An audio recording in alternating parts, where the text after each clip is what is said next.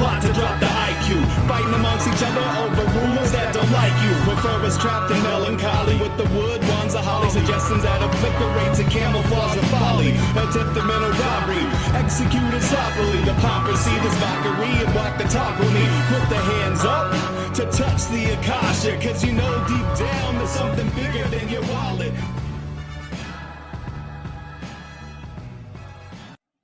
Sweet eternal balance of all that is good, true, and beautiful, friends. Welcome to Middle Path Thursdays. Today's episode is free for everybody. Not usual. Usually it's just for supporters, just for subscribers. All you guys out there who support and subscribe, I'm so grateful to you. Thank you. More exclusive content is always coming your way. This episode is not only important, honestly, they're all important for everyone to hear, but I also know from experience that there's some stuff that if people don't give something for, they're not really going to receive it anyway. So I invite you all to support and subscribe, receive Middle Path. Usually it's high doses of wisdom, knowledge, experience, practices, and things you can apply to keep you on the middle path. Today's episode, though, we're talking about health. And we're talking about health because I nearly just died. A little dramatic, but that's how it felt. It was insane. I know every time anyone's really sick, they feel like it was really intense and really insane and like they almost died. So I'm not trying to say that's not true. It's totally different when you have autoimmune disease, though. As I'm sure it is if you have cancer or any of these other ailments that drag people down, right? So I am okay. I hope the show goes well. I'm seriously still not fully well in many ways. I'm having a hard time thinking, talking, and living. And after this show, I'm going to be exhausted. So there's no hangout tonight.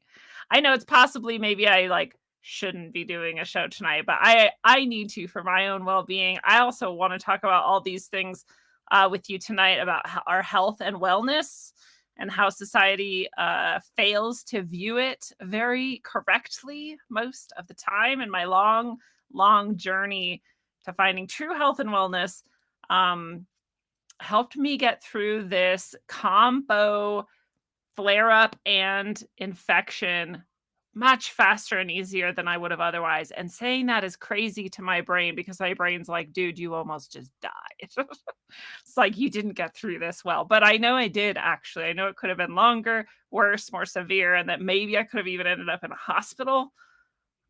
Which God forbid, like you all know me, that's my fucking last place I'm ever gonna go. And for the curious, what it ended up being, I thought it was just food poisoning at first. Like that's what it seemed like. We had eaten some pretty questionable shit. This is my mistake number one. And as like good as I am, and as much as I most of the time am being more and more of a food Nazi and giving myself the good stuff, every once in a while I'm like, I deserve blah, whatever, fucking fill in the blank with whatever. And then I do that thing and 100% of the time I regret it. 100% of the time I feel like shit. 100% of the time I have some kind of, even if it's a mini flare up, whatever. And still I fucking do it. Like, so first things first, this whole journey is mental and emotional, really. It is very mental and emotional. If you're out there and you're at any place in your own health journey, you know this, right? There's various levels. People can call it addiction or whatever to food. It doesn't matter. What it really comes down to is that mechanism we all have, right? That aims to like satiate something that really can't be satiated with food, right? Or that feels deprived because we can't have shitty Mexican food, which is what it was this time. I had a shitty Mexican. I was like, oh, it's a corn tortilla. It's not wheat. That's okay. Just getting some beef in this corn tortilla. There's some rice. There's some beans. Like, it's not a big deal. It's a tiny bit of cheese on top. And that was my big splurge, was like the cheese. I mean, I really shouldn't have been having any of it. If I'm doing perfect, I'm not having any grains. So, but you know, when I do have grains, I'm like, corn and rice are the only grains. Those are on the no list though too. Really, anyways, I had it. All right, I did it. I made the mistake. And then I was very sick the next day and I was like, oh, it's just food poisoning. Like it's going to be okay. No, apparently it was norovirus, which I've never had before. I didn't really even know existed before. And if you've ever had norovirus, you know. I hadn't, so I didn't know. It's like food poisoning, but it lasts for 3 days, and it does all of the 3 days, all day and night, every day. Whew. So that was fucking rough to learn about, that it exists, and to have that. And then again, like I said, to have flare up and autoimmune reactions going on at the same time, because my body treats everything that is foreign or causing any sort of irritation as though it's going to kill me. And then all systems are inflamed, and then all systems are angry. And I can't go into detail here of the hell that I just went through, but norovirus plus, you just call it that in your mind, norovirus plus. So it was fucked up. It was fucked up. But I'm here to tell the tale. I can think again today. I can speak. I went to the store yesterday. It was like a big deal. I was like, wow, I can go out again. I'm like, okay enough to go out. I hadn't slept in like 2 nights. This was another thing that isn't part of norovirus, but is part of the flare up that continued to be ongoing even after the norovirus was gone. Was part of that was not being able to sleep at all. Like at all. It was driving me insane. You know me, you know how much I love to sleep, how much I dream. Dreams are like half of my life. It's my lifeblood. Didn't dream, I didn't sleep. And then I went to the store and I was like floating the whole way there. And I was like, maybe I shouldn't be driving. Like, maybe I shouldn't have made this decision. And then I got to the store and I was just like floating through the store. And then I started realizing like everyone was mad at me no matter where I was, because I was just slowly like moving and staring at things and like not really, like, it was not good. Somehow I got all the things I. By the way, I didn't have to go to the store. Johnny is the most amazing human. He absolutely would have gone. I was just like wanted to do it because I can't do nothing for this many days. It was Saturday, Sunday, Monday, Tuesday, Wednesday. Wednesday was yesterday, the day I finally felt like I could go out of the house and be alive. No, I couldn't actually. So anyways, here we are. I'm alive. It's mostly over. I can mostly think and function. It's very nice to be able to think and function. It's very nice to be here with you all. It's very nice to be doing a free episode for everyone. I hope that everyone enjoys that. I'm glad all of you guys sent me so much love, so much healing. I felt it. I know, like, seriously, I can't express to you how dark the spaces I was in were. If you are like me, you know, when you go through something physical like this, a physical crisis, that's exactly when the spiritual, the mental, the emotional are also going to be going through crisis. So it was real bad. And your love helped. And if you don't believe that, something wrong with you. I don't know. It helped me. I felt it literally. There were times where I was like giving up, and then light would come in and I would know that it was from maybe even someone I didn't know, but just someone was sending me love. And I was like, thank Christ, like, because I was going to give up. So I know some of you get real angry and mad when I say I'm going to give up. I'm not ever actually going to give up, but you know the feeling when you're just in the depths and you're like, I can't do this. I'm pretty sure I can't do this. And then that light would come through and I could do it. It turned out, and I was okay after all. But you know, when you're like in hour 3 of deep meditation, suddenly you just cannot fucking meditate anymore. And so you have to get out of, stop meditating, and then everything falls apart. Maybe you don't know, but it's not good. It was not good. So anyway, we're just going to jump right into the show now. And again, if at any point I just don't make sense, please forgive me, because not doing 100% yet. But feeling good about this content. It's so important for everybody to know and to hear and to review. Again, I know a lot of it is stuff that we all know. But here's the one thing I really like to remind people of, is that all of us are on a spectrum of health, like this image is saying. And you're either in this, you know, upper levels of positive health, better health, if not perfect health, you're getting better, or at least you're starting to get free from some of your sickness, right? That's on the upper end of things. Or you're in the bottom end of things and you're moving down.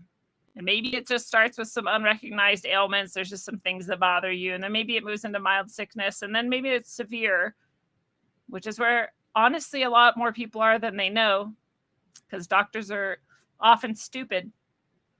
and indoctrinated and can't fucking tell what's going on with you and don't care to try to. Just need to write you some prescriptions to keep their practice or keep their paycheck or whatever. And then you die. So you're on one of these, you're somewhere in here, and you may be in a different place than you really think. To be honest, I thought I was doing pretty good. I like worked out all the time. I looked fit. I seemed whatever. And genuinely, I was like down on the lower end of this. So that's when I was finally diagnosed with Hashimoto's, and everything got actually worse after that because they don't help you. Because they realized finally that something was wrong. It took them long enough, right? It took me long enough.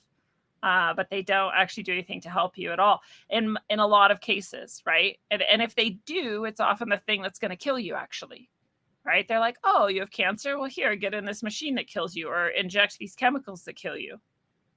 And we'll never know, like, how many people would have just survived, on their own, fought it off through nutrition or other means, instead of being killed by this. I'm sure I'm supposed to say allegedly. I'm sure I'm supposed to say nothing in this presentation is meant to diagnose, treat, cure, heal.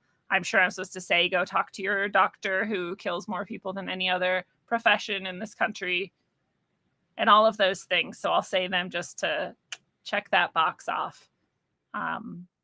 But you're somewhere on this spectrum, and my genuine hope is that we're all in the upper half. But my knowledge has led me to realize that most of us are actually in this bottom half of the spectrum of health, and that we're actually closer to dying than not.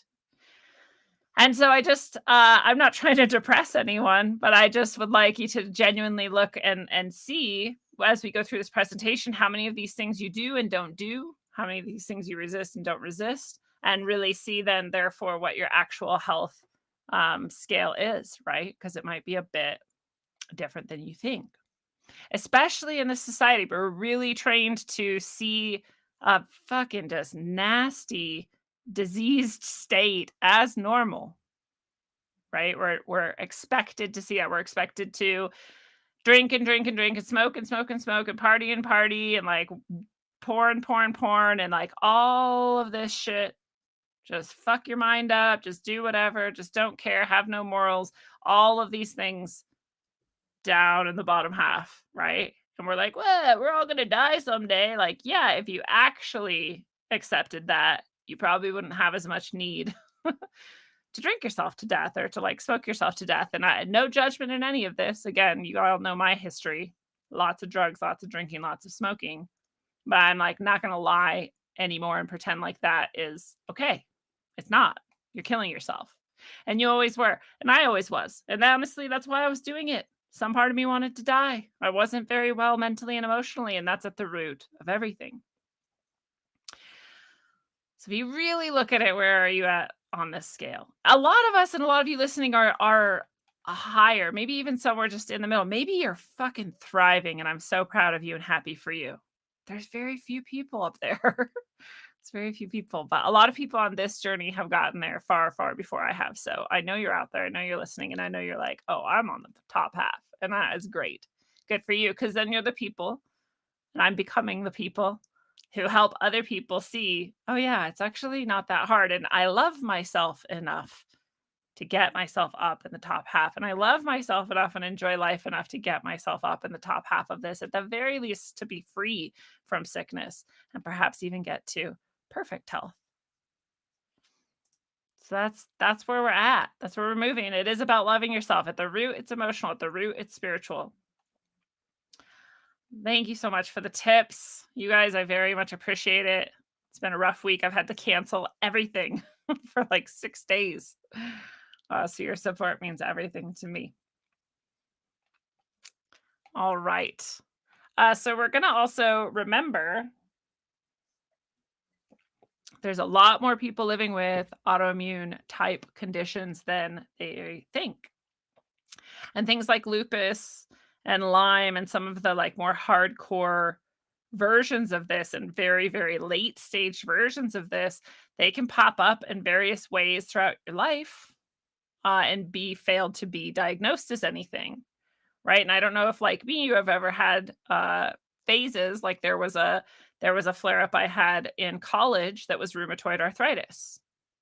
Right. All my joints just swole up suddenly and seemingly for no reason, and I couldn't move or walk, and then I finally got to the doctor, and he's like, "Wow, that sounds like really advanced rheumatoid arthritis." But I didn't have rheumatoid arthritis, but this is what the doctors fail to understand, is that you don't have to have rheumatoid arthritis or only. People with rheumatoid arthritis just have that type of flare-up only, right? People like me get all the types of flare-ups, all of them, because it's throughout my whole system now. Every system has the disease in it, right? Or you might have some of these symptoms and they might find and go looking like, what's wrong with you? And they're complaining of this and this and this, and then they find something that looks like cancer and they're like, oh, it was cancer. Well, if you looked in me hard enough, you'd find cancer too. If you looked in most people hard enough, you'd find cancer too. So was that the cause or is that just another symptom? So a lot of things when we're like, "Oh, I feel sick," or "I have this weird symptom," or "I just suddenly started getting this, dermatitis," or "I started getting this, what's the one that everyone gets? Eczema. "Oh, I suddenly just have eczema." Well, the doctor just says to use a cream. Yeah, well, like, what the fuck is actually going on, though? Why is your skin suddenly killing itself and flaking off?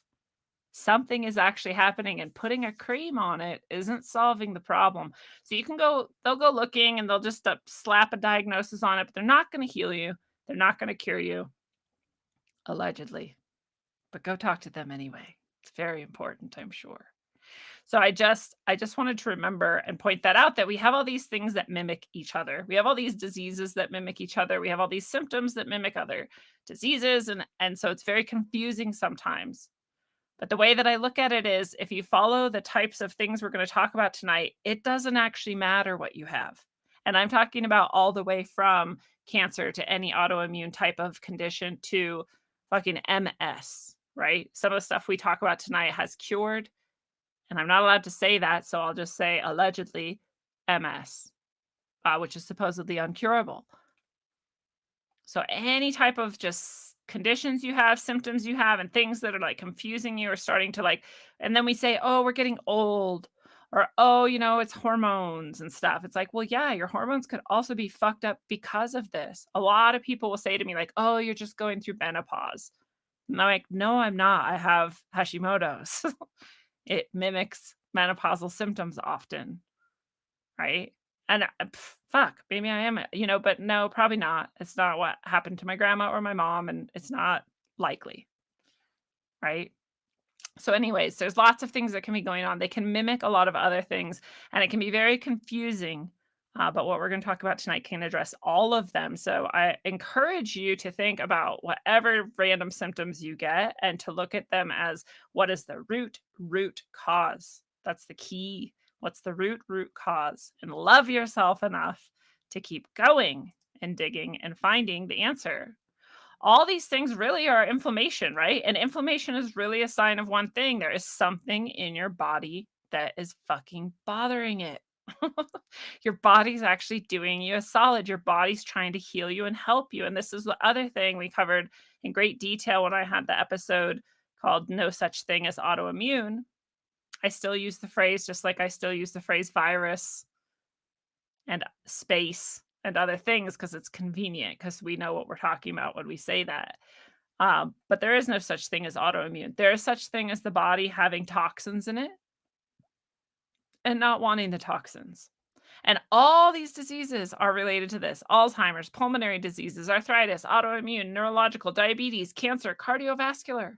I'm sure there's more. This is just one random blurry ass image I found, right? Just to remind me that this shit is all inflammation. Your body is trying to get rid of, so it's trying to help you. There's something in there. What is it? Well, you know what I think it is. In 100% of the cases, in 100% of the cases, it's heavy metals. And yes, because the heavy metals are there, you may also have like a candida, dysbiosis or a candida imbalance. You may also have parasites that are in there that are fucking everything up, but they're only there because the heavy metals are there too. All the shit is going wrong because the heavy metals were first. What's the root cause of all of it? It's heavy metals. And that may sound simplistic to some people, but as I've been thinking about this for years and looking, I can't find a single condition people tend to get in the modern world that isn't most likely linked back to heavy metal toxicity. And people say, "Oh, heavy metals are only in this place or that place in your body." No, I don't give a fuck what anyone says. Heavy metals are all throughout your body. Your body puts that shit wherever the fuck it can. I've had the weirdest shit come out. If you've ever done like deep cleansing, you've had some weird shit come out of some weird place. Your body will get rid of things in any way it can. It'll come out your ears, you'll sweat it out, come out your fucking eyes, your nose, your mouth, you'll barf it out, anything, any way it can. It'll get rid of it if you give it half the chance to. That shit is wherever it can be stashed and it's there forever. And there's people who say, you can't get rid of heavy metals. It's impossible. No, fuck you. Yes, you can. You can do anything. Your body can do anything. Your body was designed to fucking do anything. Your body was designed to take care of itself and heal itself. It can do anything. We just have to give it the chance to do so. So all this shit, whatever you're dealing with, whatever you could be dealing with, in my opinion, literally can be linked back to this one thing. If your body wasn't mucked up with these heavy metals, then it would just take care of these things. It would just take care of these things. If it wasn't just dragged down by EMF fields exacerbating the situation, then it would just take care of these things. You wouldn't have any of this shit. Nobody would. And all we would have to deal with would be the occasional bacterial or parasite infection or mold. And even then, it would only be in someone in deep imbalance. So we're going to do better. And we're going to do better by noticing all the things in our environment that could possibly be causing maybe heavy metals to get into our system, but at the very least, inflaming our system and causing agents that are toxic to us to enter our system, and therefore, at the very least, cause undue burden, extra burden, and limit our body's ability to heal other things. One of the things that is the most common that people interact with every day, all day, is fragrance.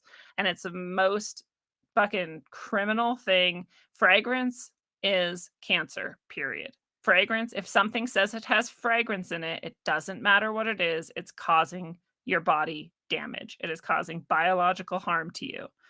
Anything that says fragrance, any perfume, any shampoo, any conditioner, any lotion, any candle, anything, any spray, any cleaner, all of it. You don't have to use any of that shit. And you can if you want. I just want you to know you're killing yourself. Kill yourself if you want to, but that's what you're doing. So it's documented. It's not a conspiracy theory. It's scientific fact. Fragrance causes cancer, period.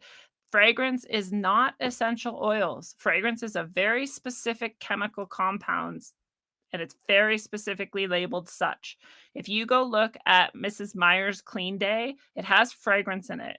And this pissed me off. And I told you all about it when I found out because I thought they were supposed to be all natural or whatever. And they had this fragrance fucking bullshit in them. And it's disgusting. So I don't use them anymore. You can use just vinegar and fucking baking soda for like most things, right? If you need a cleaner that doesn't have fragrance in it, it's real simple. There's a ton of body care products that specifically don't have fragrance in them or that specifically use essential oils. Dr. Bronner's is my favorite. So just avoid fragrance, especially with candles. I feel like you breathe that shit in, you're like nebulizing cancer. It's fucking gross, dude. And it's everywhere. You walk into like anywhere. I go anywhere and I feel poisoned. I'm one of those people now. I used to make fun of these people and now I'm one of them. I'm like, these people are poisoning me with this fucking fragrance everywhere. They are. And I'm super sensitive to it now. So I'll check in with the chat. I haven't said hello to any of you tonight. I'm sorry. We've got tea leaves over in the Rockfin chat. Got Angie A. Thank you for the tip, Angie A. We've got Christopher Rangel. Nice to see you. Alex Donardo. Nice to see you. Travis in the house. Nice to see you. And Cirrus Fox over there. We've got Lindsay over in the YouTube chat. Rutherford was worried silly. Well, thank you. Thank you for your love. Excuse me. 7-Eleven Lucas. Nice to see you, Illuminati. Yes, even air fresheners is absolutely right, Lindsay. Riding in people's cars with it, I'm like, "Oh god. Now you're trapped in it. Now there's no airflow and we're in it." Yeah, and laundry detergent, exactly about Andy says, "Walk down the laundry detergent aisle once." It's so gross. I get, like, dizzy sometimes now. It's, like, overwhelming. So avoid fragrance in all your body products and all your household products. Just go look right now and see how many of them have it, and then give them to fucking whoever wants them and go get yourself some good shit if you don't already do this and know this.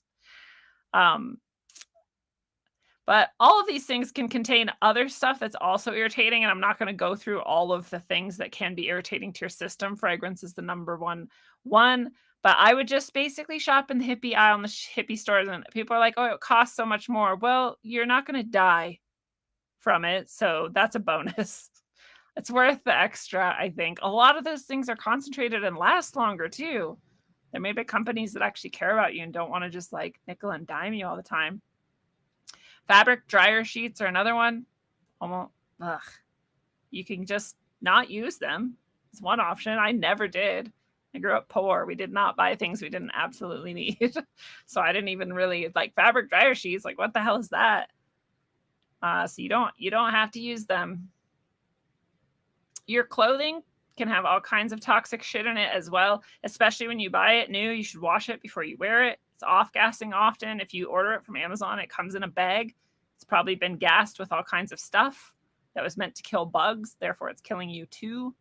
Keep it off your skin. Um, or just buy organic type clothing. I do that when I can. I honestly shop at thrift stores a lot, and so some of the stuff I get probably is kind of gross, but at least it's been washed a bunch and I wash it again before I wear it for other reasons. Actually, they probably treat it with some stuff too, so it is really good to wash it even then, especially then. I was just going through this for some of the hints at the things that we can find that can be irritating, but I think we covered some of those. So, also what you're eating is often full of toxins, and we know that. We know even things that are organic or labeled organic are sometimes not really organic. They can get away with all kinds of stuff if they're having like a rough year and they submit something to like whoever in the government, and they're like, sure, you can use pesticides this year. You're having a rough year. So that sucks. But we do our best. The more locally you buy, the more you can probably trust it if it says it's organic. So that's always just a good rule of thumb anyway. But these are some of the foods that at the very least you should buy organic because they are so especially toxic, more so than the average piece of produce on there. So they're called the dirty dozen, and tomatoes tops the list. Celery is on there, especially if you're using celery to remove heavy metals from your body, which we'll get to. You don't want to get non-organic celery.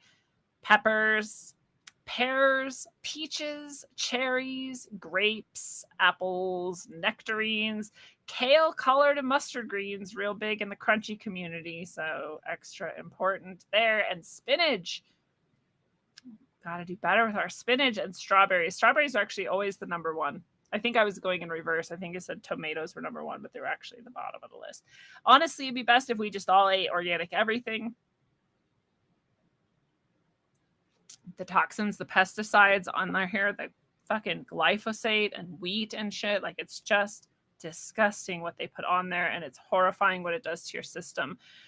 And again, if you're anywhere on this scale, even towards the middle or the lower end of the health scale, any extra toxins you're putting into your system are just weighing you down even more and making it impossible for you to shed any of the old toxins that were already in your system. And the heavy metals are definitely not going anywhere if you're adding more toxins in. So it's really important to think about your food. Our disgusting, disgusting food system is broken as shit, and we do have to work hard and pay more to be healthy. And that's just true. So there's still ways to eat really cheap and eat organic. There's still really cheap ways to eat organic and do any of the diets we're going to talk about tonight.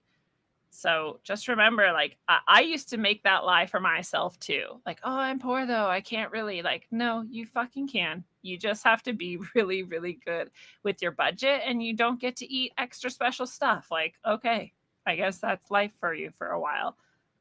Someday, hopefully, it will change, but it's not a reason to buy non-organic. Most of all, though, seed oils. Seed oils are so fucking bad. Again, criminal. Just like fragrance. Seed oils, the people who put fragrance and seed oils in things should be murdered. Like, this is so fucked up how much seed oils are in our food and how fucking bad they are for you. They are so. I just thought it was like, oh, they're kind of like not great. No, they're fucking toxic. Toxic is the only word for them. So they got into our food system when things had a little bit less regulation, I guess. And the 100 years since then, all studies on them have shown that they are toxic to humans. They're still being sold for some reason, probably because there's a bunch of people who are like, what? I've been eating this for a long time, which is what people usually do. And it's like, that doesn't mean it's not killing you. Like, that's not in any way evidence. That's not how we do studies. And that's not what it means. It's been killing you the whole time. And your body is just fucking amazing. You're just a lucky motherfucker. That's it. Or you're actually closer to death than you know. Which, again, could be your goal, but hopefully it's not. So it's, if you eat out, you're not going to avoid seed oils, like, period. Unless you just happen to have a restaurant or whatever that says we don't use any seed oils, you're going to be eating a ton of seed oils. So just know that. I like to eat out too, so I eat some seed oils sometimes. That just happens. But you just have to know it going in. They're in nearly everything. The production of them have gone like just off the fucking hook since 1909 when they were introduced to our food. And in connection, perhaps, with this, perhaps not coincidentally, we've also seen at the exact same time the exact same increase in obesity, heart disease, cancer, diabetes, and other modern health problems. So they would like you to know, this is just a really good blog. This is zeroacre.com. And this is an article about seed oil. And they want you to know vegetable oils contain the category of seed oils, but seed oils does not contain. It's subservient to the category of vegetable oils.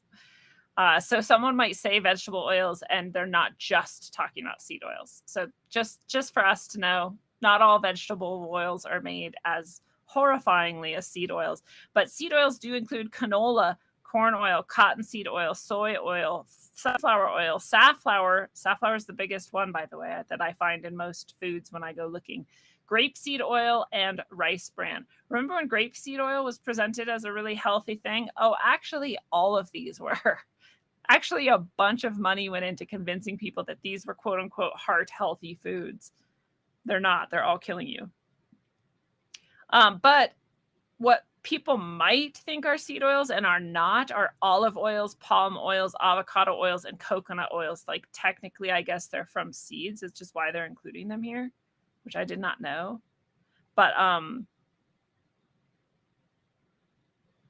they're not. They don't have the same linoleic acid content.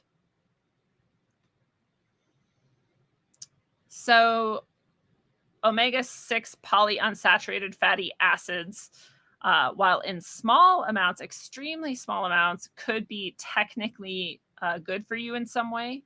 It would be like, you'd have to think about this almost like a homeopathic remedy. Like, the tiniest amount might be okay for you, but we are eating something like 5,000 times that. And it's not good. And they're really cheap, which is why they're in almost everything and why they're always used at restaurants. But we've had, maybe they'll get to the increase here. They also point out how wasteful it is, right? 5 tablespoons of corn oil requires 98 ears of corn to create. 5 tablespoons. You like, doesn't it make more sense to feed it to some pigs and then use their fat as lard oil? We just are fucking dumb. Like, let's take the gas and pour it on the field to make the field grow corn, to turn the corn into fuel. What? Like, I feel like I live on a planet of just fucking retards. Like, what the fuck is happening? So, yeah, it's all seed oils are bad and it's super wasteful in addition to that. They're also not easily oxidized. That's part of what makes them more significantly harmful to us. It's not just the linoleic acid, it's their oxidization status. They're not easily oxidized. So they give us a handy chart here. Cultured oils have very little linoleic acid, and linoleic acid is super, super ridiculously bad for you. Palm oil is it's pretty okay. Olive oil is pretty okay. Avocado is pretty okay. Even canola, not too high. I still wouldn't eat it, but we just get worse as we go with peanut oil, 32% linoleic acid, rice bran, cottonseed is 53%, soybean, corn, sunflower, grapeseed. Safflower is not even on this list. I wish it was because it really is the one that I find the most. 71% is their linoleic acid content. It's fucking crazy. And you're supposed to have like a microgram or something, like I don't even know if anything, if any at all.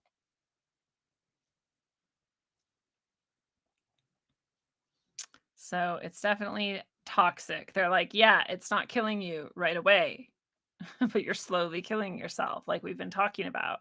You can eat and go, yeah, I've been fine. I've been eating it. Yeah, you've been fine, but you're slowly dying. And then someday it's going to end up at the very much more clearly a bunch of symptoms, and people are going to go, what's the problem? What's happening?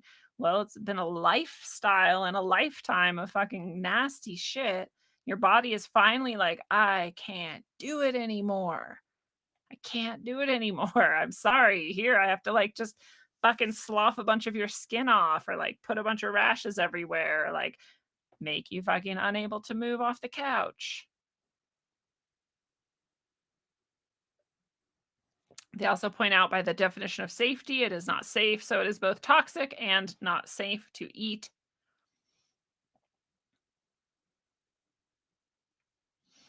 So eventually they might even say that it has to be removed from human food, but they haven't done it with nitrates.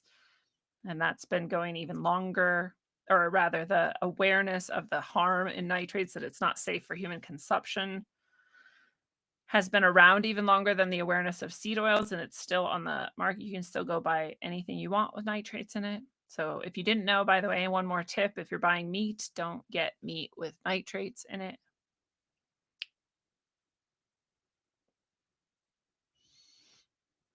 They go through the testing history, a bunch of different studies. And here's the various things that they have found through studies that linoleic acid does harm to. Linoleic acid does harm to your immune cells. Oh, wow. I wonder why everyone's sick. Linoleic acid does harm to your retinal and immune cells. Oh, this is just another study, but also pointing out your retinal, specifically your eyes, right? Yeah. Linoleic acid does harm by increasing your LDL cholesterol oxidation. No, sorry. It prevents LDL oxidation, which we need. So it's bad. It's killing you. Linoleic acid harms your ability to create and balance your insulin levels. I wonder why everyone has diabetes. Linoleic acid does reproductive harm. I wonder why we're having such infertility. Linoleic acid causes atherosclerosis. Linoleic acid adds to neurological disease and Alzheimer's.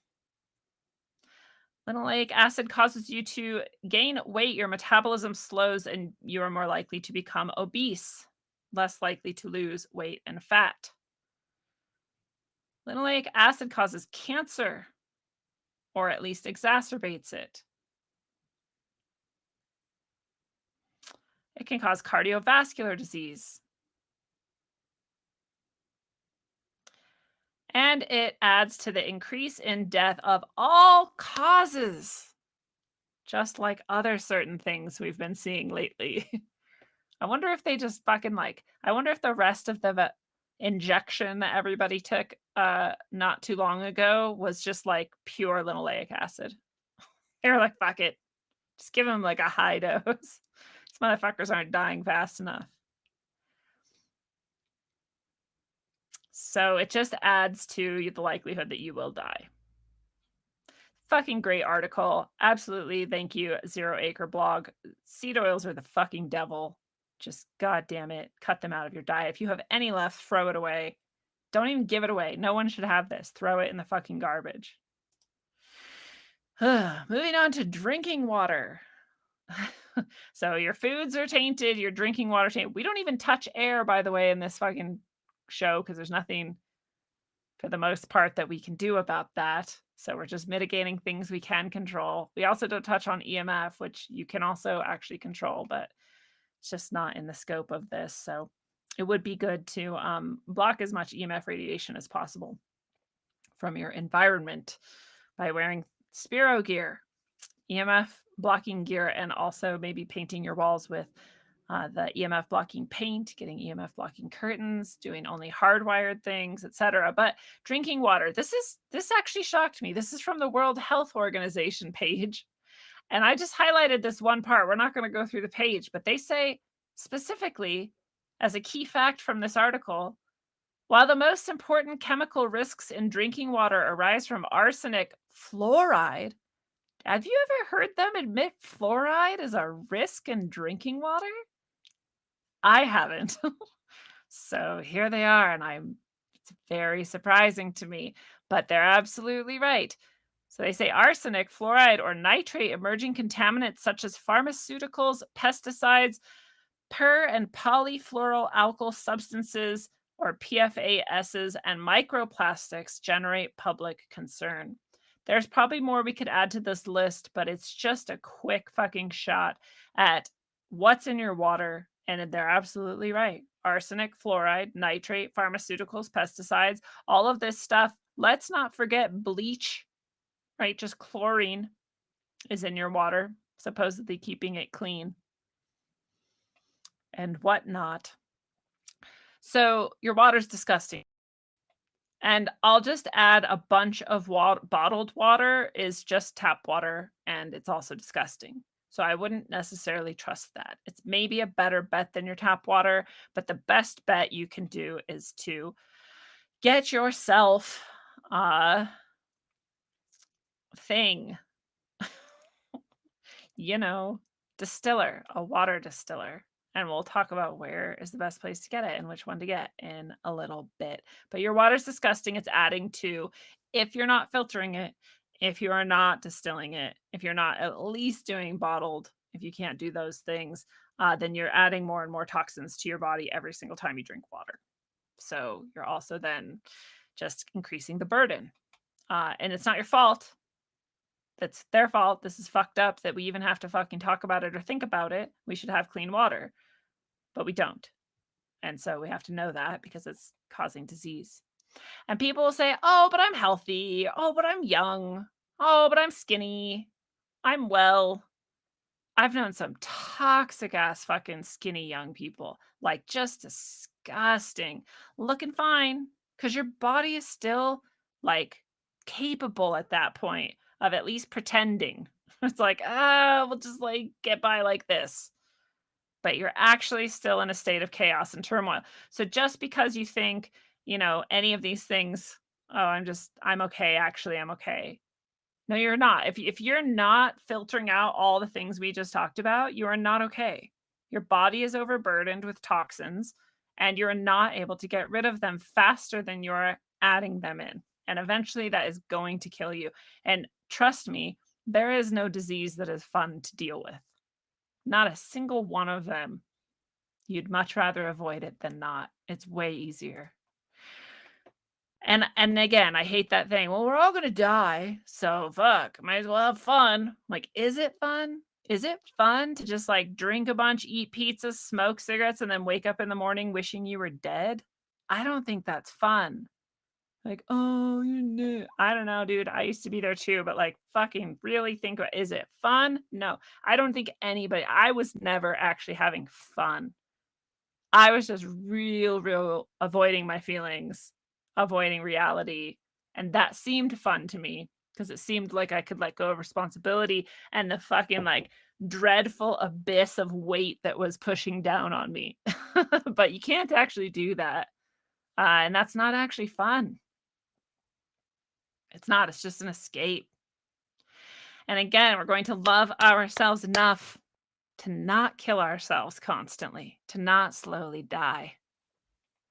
We're going to love ourselves enough to look at that big, heavy abyss and go, fuck, I mean, if I chip away at it now, at least someday it won't be there anymore. And then you're like real surprised that like the grace that comes rushing in is like, okay, we'll help. Let's just take away a bunch of it. But not if you're in this fucking escape mode and this like, oh, everything's going to kill you. So we'll just fucking fuck off. I mean, I guess, again, if you want to die, the people who say this, what I hear them saying actually is, I just kind of want to die. And I'm like, I get it. I was there too. But just admit it to yourself. Admit what you're actually saying is, I enjoy slowly dying. And that's what I'm doing with my life. I got no mercy for you. Just some fucking hard truths. So, what do you do about all this shit? There's fucking tons of beautiful things you can do, and they're all amazing.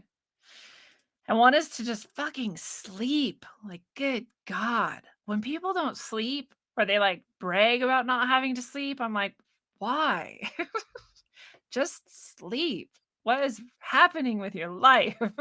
I know there actually are people who are like in such optimal health, they like truly don't need to sleep. Those people are so rare. And if you think you're one of them, you better have already cut out all the things we just talked about and be just like constantly giving yourself super foods and super whatever, nutrition, exercise, and whatever. Maybe you're one of the people who actually doesn't need very much sleep. Super rare though. Most of us, not that person, really need sleep and don't sleep enough. And then we like complain about it. Well, I can't sleep. Well, we can. You can. I get it. Sometimes you actually can't. I just went through it. But in general, in life, if you're not sleeping, there's a reason, and you have to find out what it is, and you have to fix it. So these are good tips for fixing it. If you haven't done all of these things yet and you still can't sleep, there is something else going on. One, maintain a consistent schedule. Like me, I'm a super nerd and I'm like, oh, it's 10 o'clock. I better go get ready for bed. I need to be in bed by 10:30. That's my limit. And it's perfect for me. I get to read a little bit and I get to sleep 8 hours and still wake up early. And it's nice. If I keep that all throughout the year, I still get all the sunlight. I like it.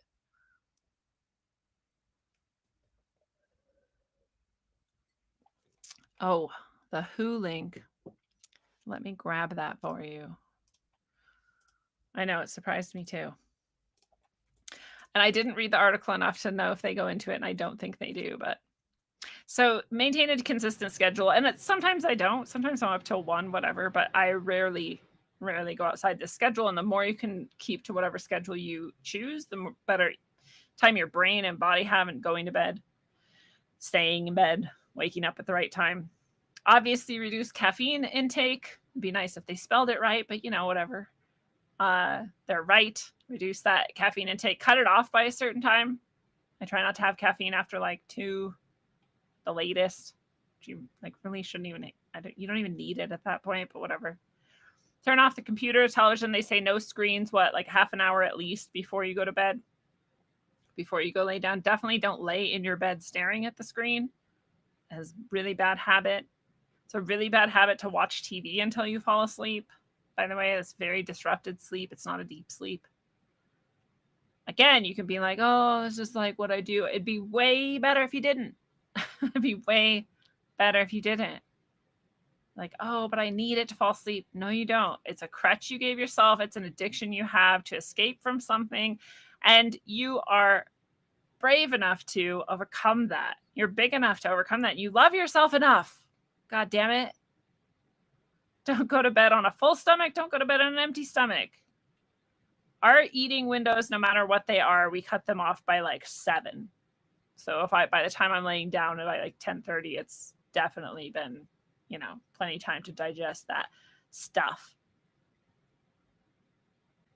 Regular exercise helps. If you're not moving your body daily, it is possible that you can have a much harder time going to sleep. Don't drink a bunch of liquids, obviously. You're going to get up and pee.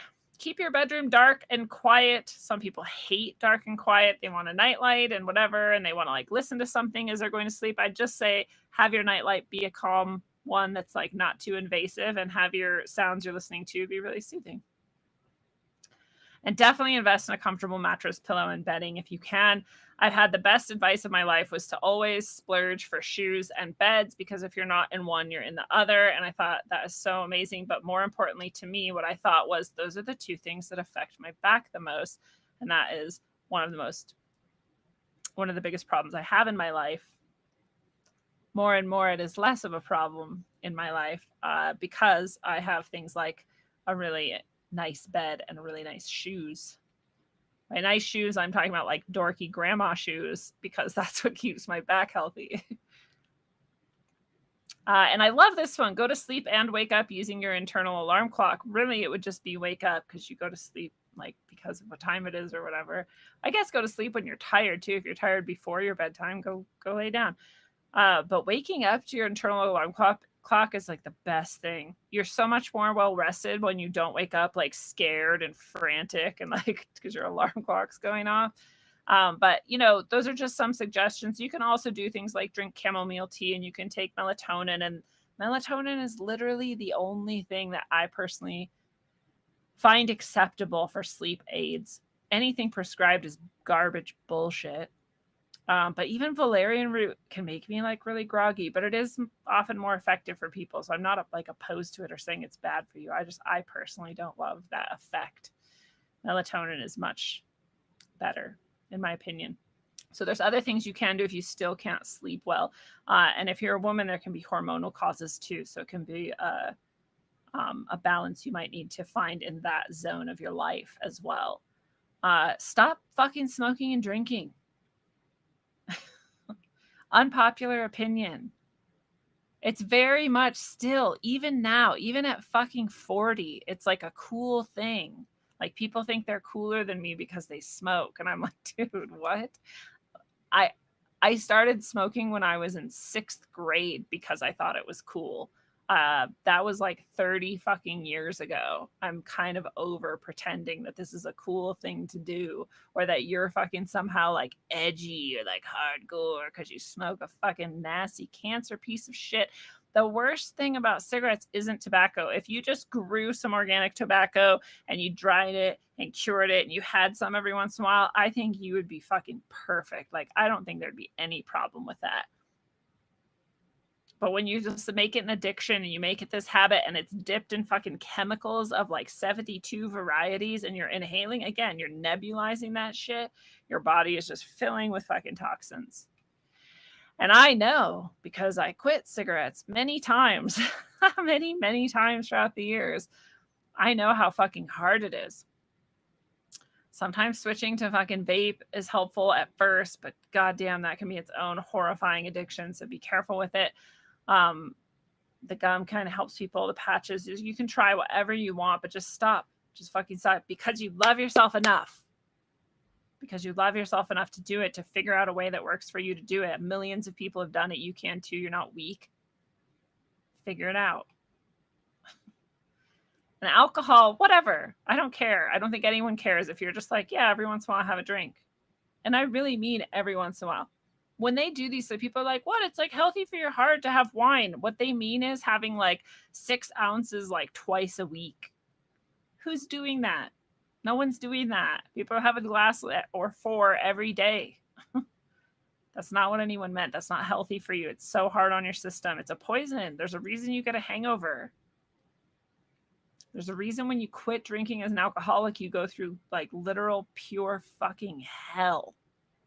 Listening to Johnny's stories about drying out are the most disturbing shit I have ever heard in my life.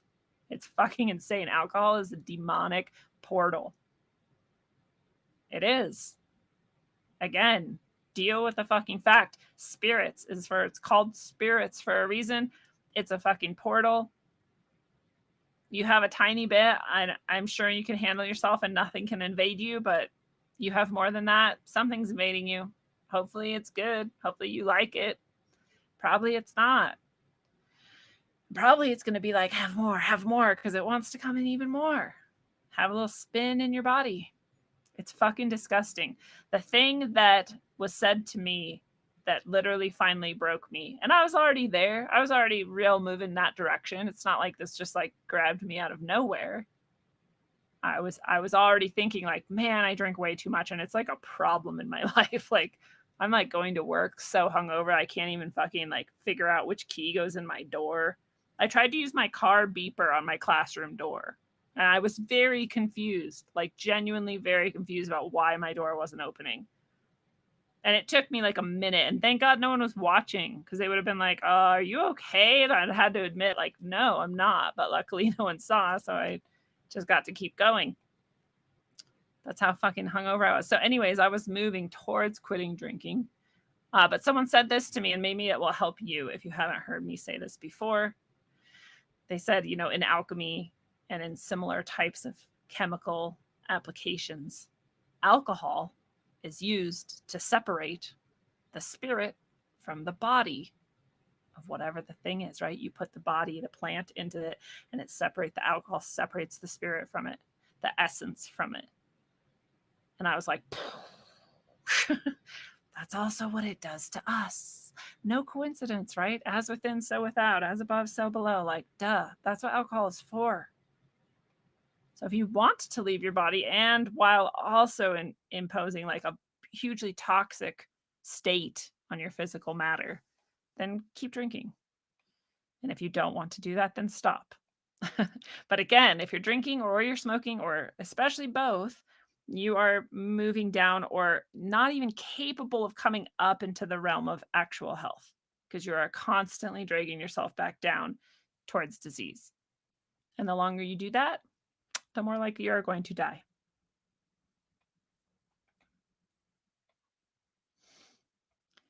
Yeah, nothing good is going to come when you're drinking.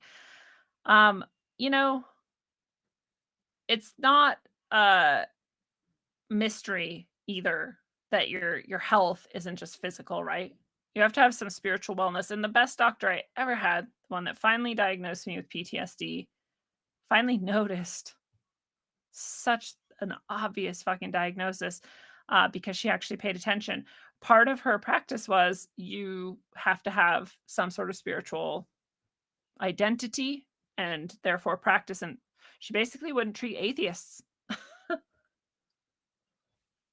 because she understood that humans have a spiritual component and that we need to express it and experience it with other people. And I thought that's so fucking progressive. And it's actually not, it's actually one of the oldest truths that we've known. It's no surprise you have to be thinking about your spiritual health if you're thinking about your health at all. They're one and the same. And as I described a little, as I was very, very sick this past week, there were heavy spiritual battles going on. And that's true every time I'm very, very sick. It's not an accident. They're like, oh, she's down for the count. Let's get her. It sucks. So if your spiritual wellness isn't up to date, it's not on par with where it should be, then it's going to harm your physical being as well. Unbeknownst to modern medicine, I genuinely believe that all of our physical maladies start on the spiritual level, and that we still need to do the physical. The material is here. We've accumulated so much in it. We still need to clean it out for the spiritual to get brighter and stronger and eventually heal the root there. So that's the root. But that's not very well understood, and it's definitely not often thought about. But you want to think about it, and here on Middle Path, we think about it every Thursday. What we can be doing, what we can be being to be in closer connection with our spiritual truth. It is emotional also, and it's emotional on lots of levels. And a lot of the things we've talked about already, the reason you would not cut them out of your life are emotional and spiritual reasons, right? You'd be avoiding the emotions that come. I know when I cut certain foods out, I will cry. I'll be like, no, not eggs. Like, it's ridiculous. You know, especially from a spiritual point of view, you're like, why the fuck would you care about eggs or any food? Why would you? That is not the point of life. But we're very attached to things. We're very attached to things. We're very attached to habits. We're like, now I can't go out to breakfast at that one place. I love that place. It's like a thing we've been doing for years. but we have to learn to deal with these things and process these things. More importantly, once you get rid of some of those things that you've actually been using as a distraction this whole time, real emotions will come up from the past and you'll be like, ooh, that was actually what I really didn't want to see. And some part of you knew that, you clever, clever being. Some part of you knew exactly that. And that's exactly why it was like, go smoke cigarettes, go drink, go eat like some fucking pancakes or whatever. It's intellectual, you have to feed your mind, read things, doesn't matter what things you like, read them. You have to be physical, you have to move your body, you have to be social with people, you have to actually talk to people, you have to have friends. That's part of your health and wellness. When you don't have all these things, your body starts to fall apart. When one of these things falls apart, they all fall apart. It's your environment, as we talked about, fragrances in your environment, even just the way things are, the way you place things in your house, how beautiful it is. This all affects you. They're all important things. It's financial. It's the way that you take care of yourself, create abundance for yourself, and use your abundance wisely. All of this has to do with your health and wellness. It's not as often talked about. And so it's good to keep that in mind. And if that feels overwhelming, just remember you're not doing all of this at once. Every single one of these things we're talking about is just steps you're taking. You're not like, oh my God, I'm smoking, I'm drinking, I'm eating seed oils. I don't do anything spiritual. And I only have like one friend. I'm going to die. No, that's not what we're saying, because you love yourself enough to do better. Because you're going to love yourself more and more as you do better and better as well. You're going to remember how you've always loved yourself that much. So you're going to just pick one thing at a time. You're going to be like, fine, I'm going to look at seed oils. I'm going to try to cut as many of them out as possible. Cool. That's a fucking excellent start, right? I'm going to start filtering my water. I'm going to commit to buying a water distiller. Awesome. That's a great job. You're just keeping things in mind. You're just doing more and more every day. There's also, when we talk about exercise, people are like, oh, I don't want to go to the gym. It doesn't actually even matter what it is. It doesn't even matter what it is. There's people that have proven that your body will just get itself into shape just by like eating the right things and no longer poisoning yourself. You'll just start dropping the fat and suddenly you'll have like muscles because the fat isn't covering the muscles. And you'll be like, whoa, I look good. And like, yeah, you do. Underneath all this, we're all perfect beings. So it's not actually like what exercise you do or how much you do. And this is the big lie, right? That it's an equation where calories in and then exercise and calories burned and that's what matters. It's not. And it's been proven so many times that people still have this because we were all like taught this in PE, and it's easier to think that that's what it is than anything else. And it's easier to look at everyone and think that everyone's lazy instead of like everyone's poisoned to fucking shit and their bodies just like can't fucking get rid of anything. And so it stores it in fat. And so everybody's overweight and fucked. But doing something matters, and it matters for your mental health, your emotional health. It matters to your body. Your body wants to move. So you don't have to go to the gym. You can take walks, right? Or you can do yoga, or you can do Tai Chi, or you can do Qigong. I fucking love Tai Chi. It's like so easy. Anyone can do it. And all this shit is free now. You can just go on YouTube and find any exercise you want and just do it. You can do it for 10 minutes, twice a day or once a day. Just do something. Just move your body. Your body just wants to move. If you're not moving your body every day, it's not good. I fail some days. I'm not saying I'm perfect either. So the goal is to move your body every day. And if you're starting from like, holy shit, I never do anything to move my body. Or if you're lying to yourself right now and you're like, well, I walk around like the office and I like go upstairs when I get to work, like that's cool. That doesn't count. This is like a thing. There's something mental about it. There's something emotional about it, right? Where you're saying, I'm giving this time to myself to do this thing. Your mind gets to be at ease during it. There's this whole process going on. That's what you're after, not just steps. Right? Not just flights of stairs. That's also cool. That's not what we're after. So make sure you give yourself your time for your body movement every day, no matter what it is. And if you like going to the gym, go to the gym. Gym's awesome. Very important. So we're just taking more and more steps. Those are the basics, right? What we just talked about is just knowing like it's all the things, just knowing that we need to move our body every day, knowing that we need to eat well and all of this stuff. But we're going to take it to the next step as well. We're going to talk about how to get like actually thriving. And this is the real mission, to get at the top of that spectrum. So we're like at the health peak, which you can be at any age. You could be listening to this and you're 70 and you're like, oh, I'm past that opportunity. No, you're not. Don't lie to yourself, because you love yourself enough to give yourself this. Thank you so much, Maria, for the tip. I very much appreciate that. A link to the wheel. The wheel, this wheel, yes. I think this is what you're talking about. There you go. And if you're on YouTube, it's way harder for me to read your guys' chats. So I'm sorry. You can, however, hop over to Rockfin, where it is free. This episode is free. And I am more likely to see your comments. It's not like I'm not like trying to snub you. It's just, and the way my screens are set up, it's way over there and they're really tiny and it's just hard for me to read. So I just am not reading it. All right. So we're moving on to the next steps. One of the most important things you need to do if you're really on your health journey is you need to evacuate your bowels more frequently. Very few people are pooping enough. If you're pooping and eating, let's say you eat 3 times a day, you should poop 3 times a day. I don't know many people who do that. And if you are fucking rad, and even then, you might consider enemas, especially if you're going to do any kind of increased health, what you might call cleansing, but could just be lifestyle choices that end up being cleansing by eating more pure and eating less toxins and etc. Then getting it out of your system is the best thing you can do.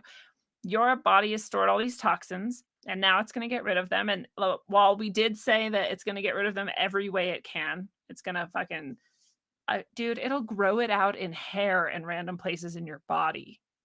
Your body's fucking amazing. But besides all those ways that your body can get rid of shit, it's literally going to get rid of shit first. The pooping is like the one best way for your body to get rid of toxins. They come out of your liver and they come out of your whatever, and they get dumped into your intestines and you shit them out. But if you're not pooping enough, you're not getting it out. And so now you're just like cleansing and releasing all these toxins, but they're just then going to sit in your intestine. And eventually, if they don't get out fast enough, they're just going to get reabsorbed and go right back. And this is why this is the most important thing. And this is why this is the key. And it's often the hidden key. And there's people who have done everything and tried everything and they're eating healthy and they're blah, blah, blah, and they just don't understand. And this is the thing they're missing.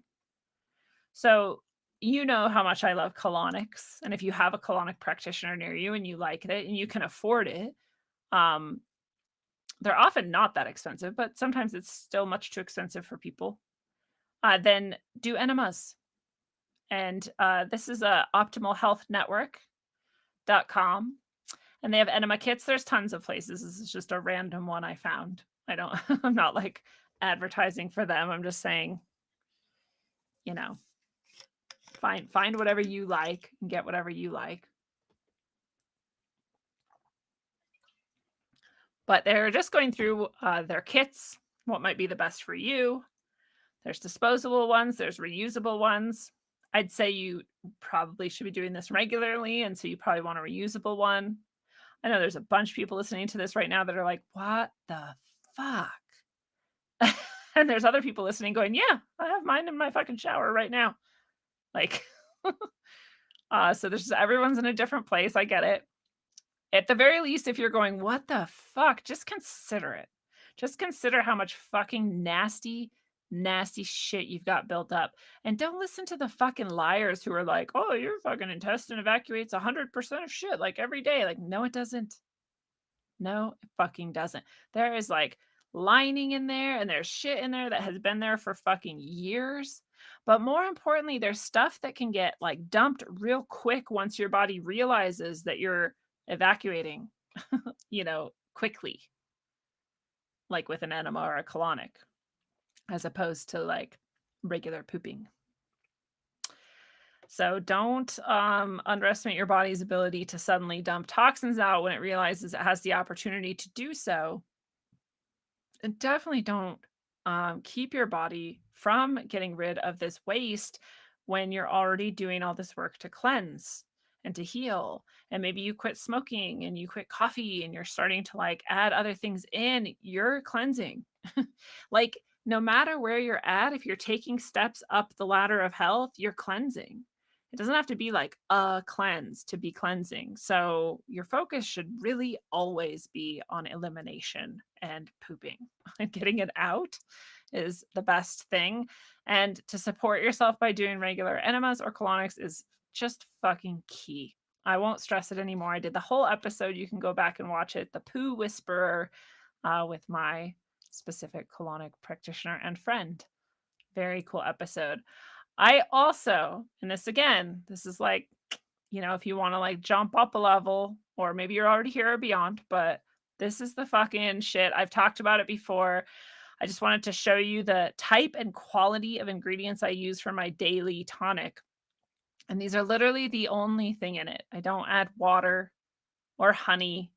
I don't need to make it sweet. I just make it quick. I just drink it down. I'm not sitting there sipping on it. I basically like shoot it. And I don't even really need to. It's not like a horrifying taste to me at all. It's also not delicious, but it is in a way because I know what good I'm getting from it. This is a liver cleansing daily tonic drink, and I drink it on an empty stomach, and I don't drink anything else or eat anything else for at least half an hour to let my body really get that down and start processing and get it through my intestines before I start putting something else in. So you see here this herbal aloe force. This is live and raw and whole aloe. It has never gone above something like 60 degrees, 80 degrees. I don't know, something very low. So it's literally raw. No other aloe on the market is raw. This has its full life force intact, therefore.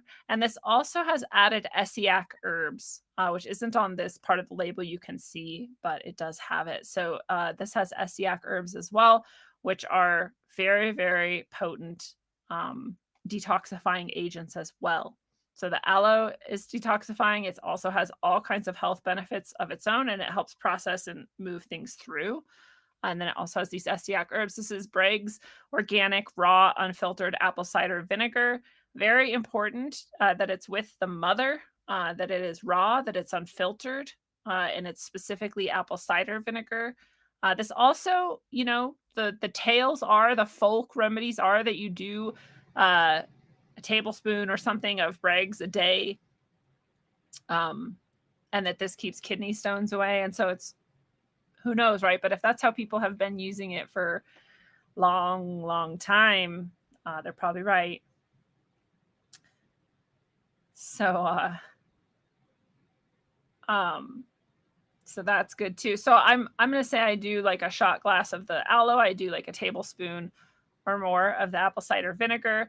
I have this doTERRA oregano oil. You might use like a different brand or something. I just really trust them and their purity and quality. I just do no more than 4 drops of this. That's a lot, by the way. I also just leave that one out if you're not sure. You really have to mix this up really good to get the oil even slightly dispersed, and then drink it while it's still spinning for it to not like hit you as like a whole drop on your lip, which is not a good thing. Oregano can burn your skin. And so just, do it carefully with precautions, or perhaps don't do it at all if you're in any way nervous about that. But I like the added oregano, especially for my thyroid. I then do a fresh organic whole lemon, squeezed the juice of that, and then 1/8 of a teaspoon of cayenne pepper. So I don't have a name for this. I made it up myself because these are all things I needed to incorporate in my day somehow. And I was like, fuck it, I'm doing it first thing in the morning all together as one. And I was like, this is how honestly doesn't taste that bad. And it's like pretty fucking awesome the way that my body loves it. My body loves it. Every day my body's like, that shit, give us that shit. And then I take it, my body's like, yeah, it's doing something. But it's meant to be a liver supporting agent, a liver detox agent, and a liver drink, but it also supports all kinds of things. You could look into the health benefits of each one of these things, and it would be full of lists and lists of things that are so good for you. It's just a great thing to do for yourself because you love yourself enough to do it. Because I love myself enough to do it is why I designed it for myself and started doing it.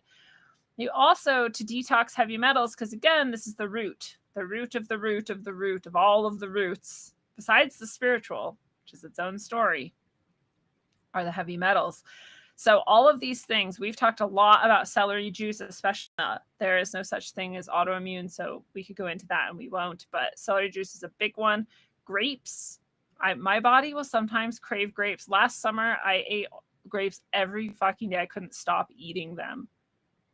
And I was like, I don't even know why. I just like, my body's telling me I need grapes. And now I'm like, oh, it was just my body knew like that. So trust your body sometimes when you're craving certain things. Just eat them if they're not seed oils. If they're organic. Wild blueberries are also very good. Apples, very good. Cilantro is excellent. Parsley is excellent. I personally much prefer the taste of parsley, but whatever. Radish greens are very good. Garlic is such a potent healer. So good in so many ways. And I didn't even know that it was a heavy metal detox agent, but makes sense. Dulce is a type of seaweed. Barley grass juice powder, I would say wheatgrass juice powder as well. Spirulina, I would say chlorella is even better. I don't know why it's not on this list. Maybe it's just more expensive and they figure people won't get it. I'm not sure. But I use chlorella instead of spirulina. And zeolite powder, you can get it in pill form. That's the way I have it. You're supposed to take this by itself in between all meals and drinks and give it like an hour on either side. So it can be kind of tricky for some people. And some people take it otherwise and they're kind of just wasting it then. But it is meant to be on its own. And when you take it on its own like that and it has the space to really get in your body, it grabs heavy metals and brings them out with it. So super cool list here. I'll also throw this in the chat for people who are like, wait, what? What's all that stuff? What's all that stuff? And I'm sorry again, YouTube. I love you so much, but I'm just throwing links in Rockfin because it's way easier. So if you want to grab them, they're there. This is the specific heavy metal smoothie that tastes good. So if you wanted this, you can just type in medical medium heavy metal detox smoothie and you'll find this exact same image.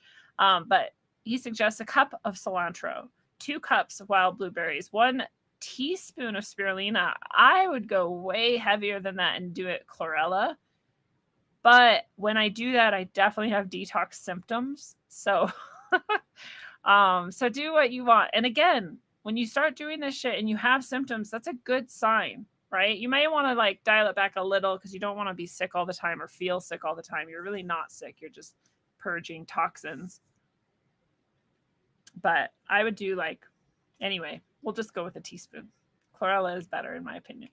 Teaspoon barley grass or wheatgrass, a tablespoon Atlantic Dulce, cup of water is optional. The juice of 1 orange and 2 bananas. It's a pretty hefty smoothie, honestly. That'd be a thick meal.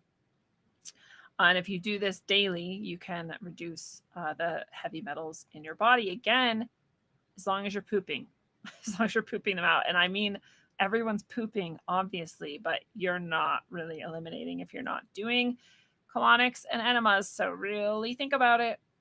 If you're going to put all this good, expensive, beautiful, organic material in your body to get all those chemicals and heavy metals out, at least let your body get rid of them effectively and quickly. All right. Another really great idea for eating. And again, I don't always succeed. Today, I fucking nailed it. The last week, I've been nailing it because I didn't even really eat for days and days. And once I did, I didn't want anything else but really healthy shit. But the best thing you can do is to eat 80% alkaline and 20% acid forming. We talked about this with Edgar Cayce, which I didn't even know he was the one who originated it. I'd heard of this 80-20 and whatever, and I knew that was like a good idea to eat mostly alkaline. And most of the diets that I looked at that helped me on my healing journey are just happen to be 80-20, whether they meant to or not. But if you stuck to this, it doesn't matter. You don't need any other fancy, trendy diet. You just 80% alkaline food and maximum 20% acidic food. And most of us are the exact opposite. If anything, we're 80% acidic. Maybe most of us are lucky if we even have 20% alkaline. I would really venture a guess that like most people in the US are eating more like 100% acidic. I think most people eat out of boxes. I think most of them eat grains and meat and cheese, which are all on the acidic side. Condiments and whatever, and sugar.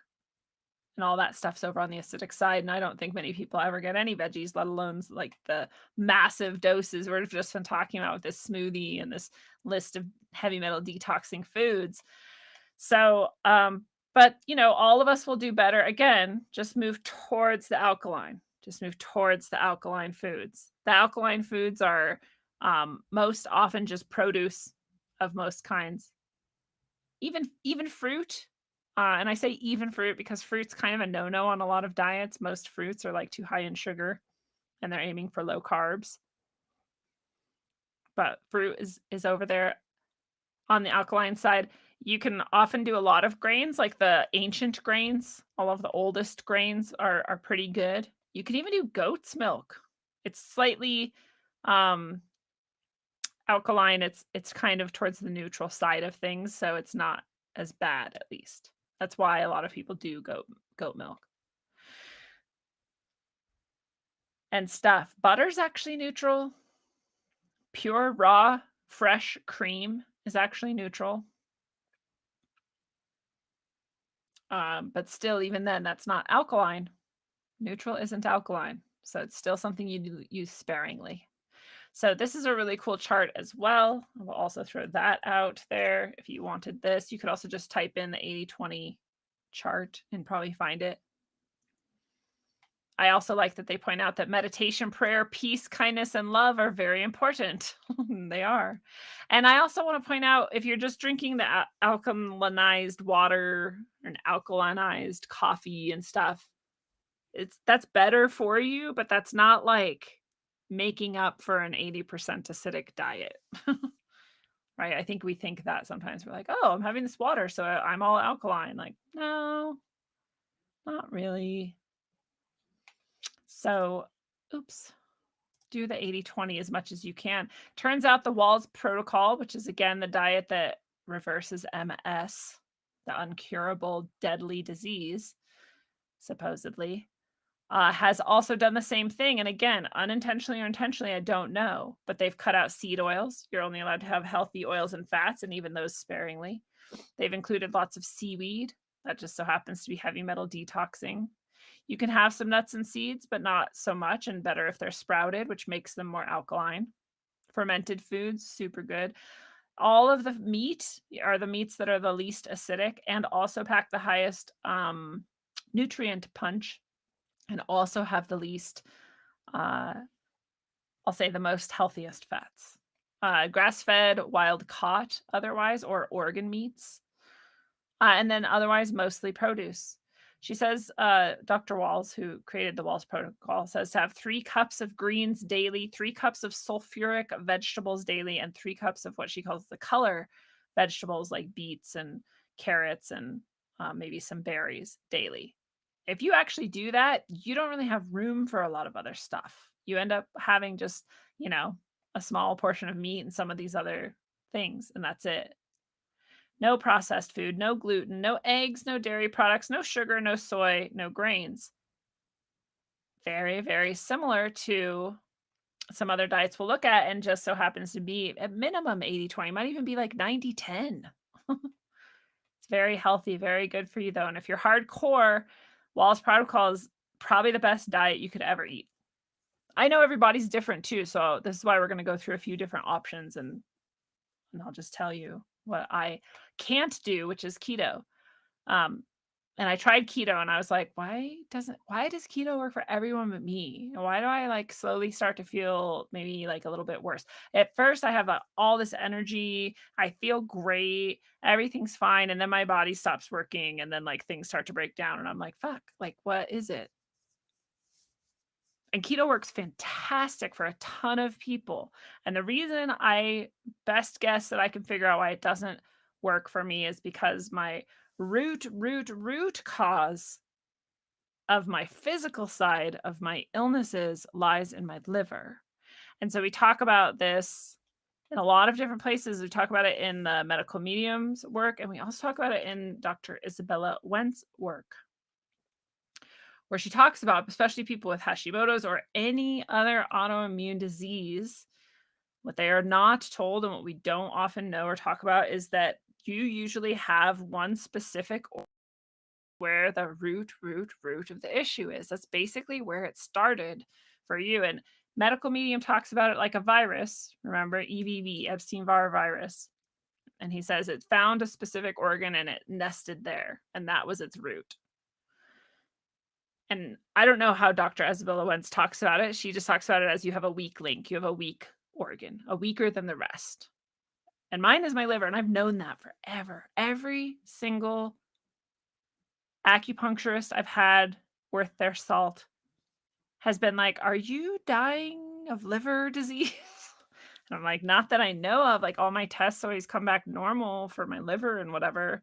And they're always like drawn to my liver and trying to heal my liver. And they're like, I don't know how you're seeming okay, but your liver chi is like fucked up. And I'm always like, oh, okay. I mean, I'm glad like you're working on it because no one else is fucking taking care of this shit. And do you know what livers really don't want is a ton of fat? Heavy fat diets don't work for your liver.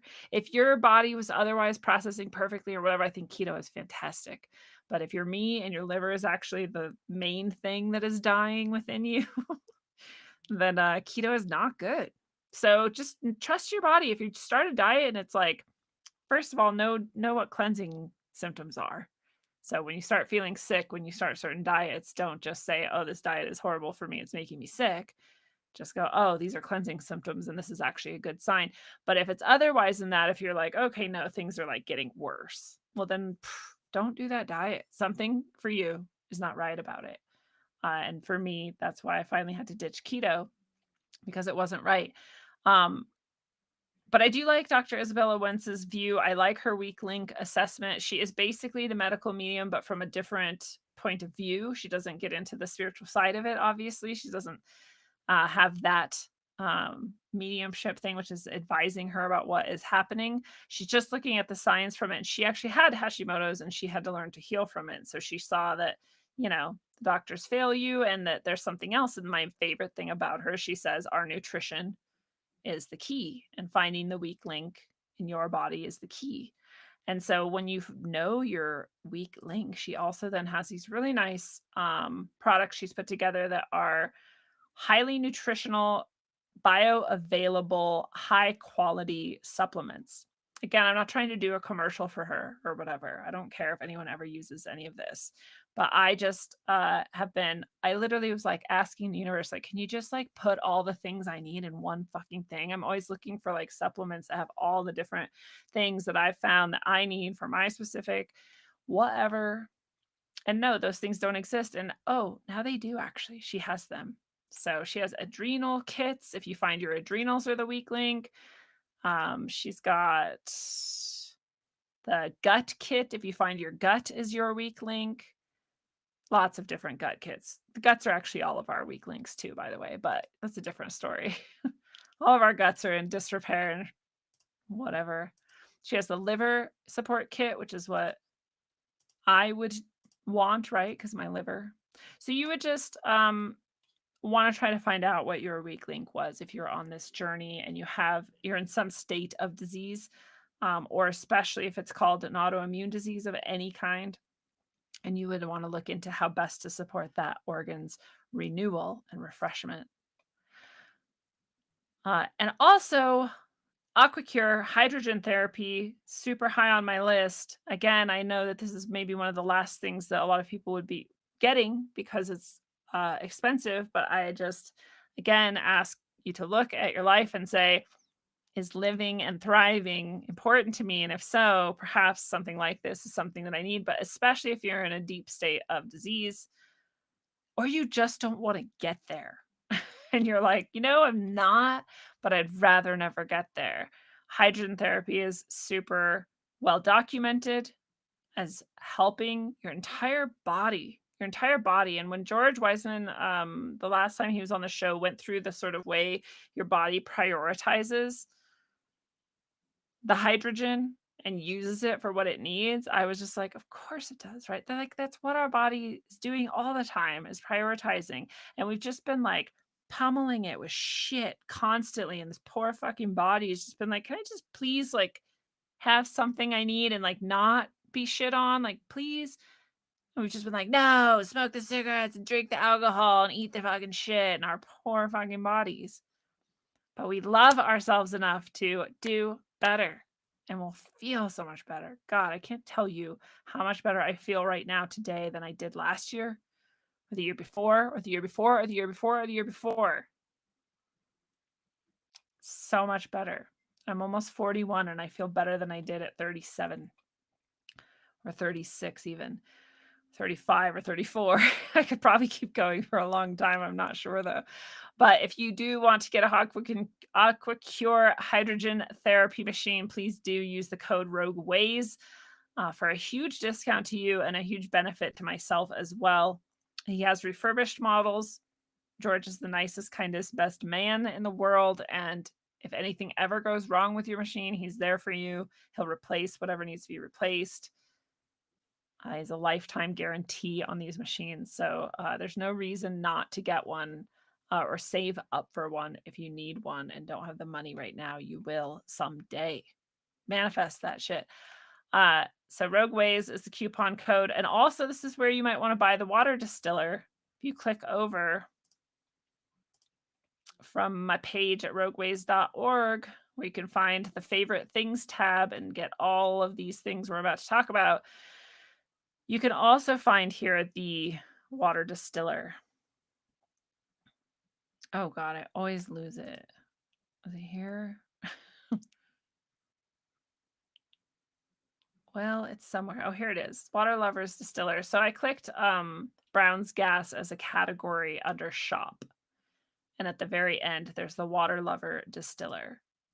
And again, it seems like a big investment. It's $400. I've looked at so many water distillers, and this is the only one that is very, very cheap for the quality of it.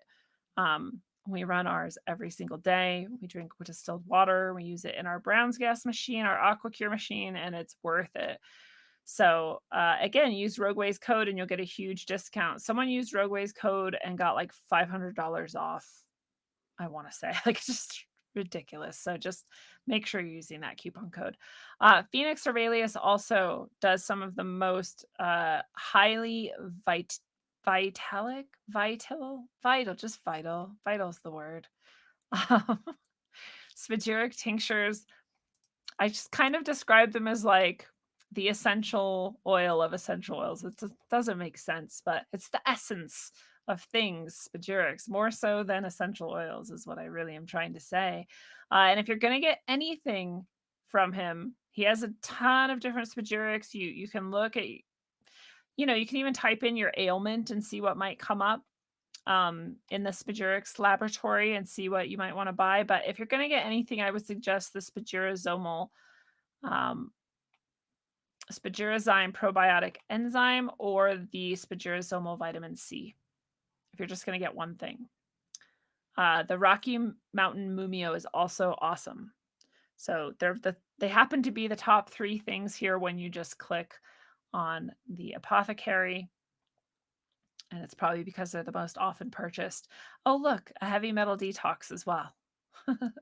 So Phoenix is someone you can trust. Again, I think you can use a RogueWays coupon code, but I'm not sure. I would try it, but please do use this link from my page under the favorite things tab. If you're ever going to buy anything, I should say when you buy, because you love yourself enough to do it.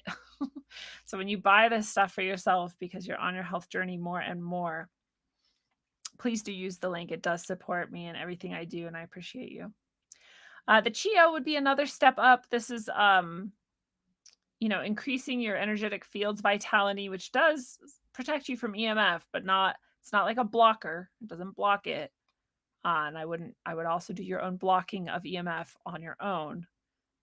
In addition to this, but it also regulates your field in other ways. You get to choose the chip that goes into your Chio pendant and use this link if you are going to get a Chio for yourself. It's another big investment. I kind of did these in the order that I prioritize them for myself. I breathe on the AquaCure machine every day, all day. When I can, I also then buy some Spagyrizomal or liposomal vitamin C and heavy metal detox and Mumio from Phoenix. So I'm not always feeling that rich. And I saved up to splurge to buy myself the Chio jewelry because I believe in IDF after Phoenix giving me a dose of it without me knowing and it working. And so I love that. You can also get CBD, super good for your health, here on the Honey Colony site. Click here from the favorite things tab to support the show in doing that. And those things are all going to support your health as well, especially the AquaCure. I'll never stop suggesting it because I've seen directly how much it has changed my life. And my final thing that is a big push, and this is like a only do this step if you are evacuating regularly sort of thing. If you're doing enemas or colonics, I would say, and they don't say that themselves anywhere on this site. In no way do they suggest it, which I don't think is very cool, but some people are just in their lane and they don't understand how it all works together in the big picture necessarily, and that's them. But this is Detoxamin. This was suggested by Miriam of Honey Colony. Into it, there's over 10 years of scientific research behind this product. This is at-home chelation. Chelation is usually done via IV in a laboratory. It helps your body to get rid of heavy metals at a quicker, I'll say, or deeper level than all the other things we've talked about. So especially if you're in a very late stages of anything, anything at all, this might be something you really want to get on quickly. So I've started to use them, and I can only say that it seems obvious to me that significant detox is happening because of them. I'm not a lab. I'm not testing myself. So I can't prove anything, but they prove it. They have all the science. You can go look at that yourself. Excuse me. Running out of steam. We're almost done. I can't even believe I've done this show. This is crazy. I've almost gone 2 hours too. I'm insane. But these are suppositories. You put them in every other night. You sleep with them in. They dissolve. They go through your body. The EDTA within them goes throughout your body and grabs heavy metals, and then you evacuate them. So they're, again, a little bit pricey, but it's a 2-month supply, and they suggest you do it 6 months. So it would be like a 3 times you buy this, and I think they're $200. And I make myself go broke just healing myself because no one else is going to do it for me. So I will spend my money on this instead of nice things or whatever. This is what I'm doing in life. I don't know why I'm not able to see. Oh, you have to register to order it and stuff. I don't remember why, but I want to say it's like $200 for a 2-month series. So again, all of these are a bit investment heavy. When you think about it this way, if you quit smoking, you quit drinking, that's a lot of money you save that you can put into Detoxamin or AquaCure or other things, right? And maybe you've already quit those. You don't have anything you're quitting and you're already very healthy and you still want to do it. Just save up because you love yourself enough to do it. You love yourself enough to do it. And fasting is always another super key option. Fasting will always support your body's healing. That is what fasting is for. That's why animals stop eating when they're sick or wounded, because they know, just know, but instinctively, that food and eating and digestion slows you down. It takes a lot of fucking energy to do that shit. And most of us don't really need the calories. We need the nutrients. We are nutrient lacking until we change our diets and have this high nutrition, high produce, high fresh things diet. But otherwise, we don't need the food. Most of us don't need it. We've got plenty of energy stored on our body. So fasting is a really good option. You do want to work towards it more slowly. Intermittent fasting is often just like a longer break before, or sorry, a longer fast before you break the fast. So maybe you don't eat breakfast right away when you wake up, and then maybe you stop eating, you know, at 4 instead of 8 p.m. or something, right? You just have a shorter eating window, or time restricted eating, it's also called. You can do specific time restricted diets like the 16-8, where you're only going to eat 8 hours a day and the other 16 you're going to be fasting. Those are all the easier ones, right? Where those are the ones you want to start if you've never done it, where you're just playing around with your window and you're just showing yourself that you don't have to eat all the time. Then there's alternate day fasting, where you just, well, the way these people do it, and I actually did it this way at first too, is you only restrict your calories, but that's actually shown sometimes to be way worse. I wouldn't suggest it anymore. If you're going to do alternate day fasting, I would literally skip a day of eating. I would just eat everything. But they talk about it like you eat normal one day and then the next day you will eat like 400 calories. And I'm like, why? Why even bother? Just skip that day. But don't do that until you've worked up to it, right? Like played with your eating window until you only ate for 2 hours one day. You can eat all the calories you want. You're just like only eating for 2 hours. And once you've done that, you can go 24 hours, then you can go 36, and then you can go longer. You can do 72. You can do more. But don't harm yourself. You want to get your minerals, and we've talked about this before too. You can go look at snake juice. You can get the right ratio of minerals in your water, and that keeps your body healthy. You're going to die without it, so please don't just not eat and drink like tap water. That would be horrible.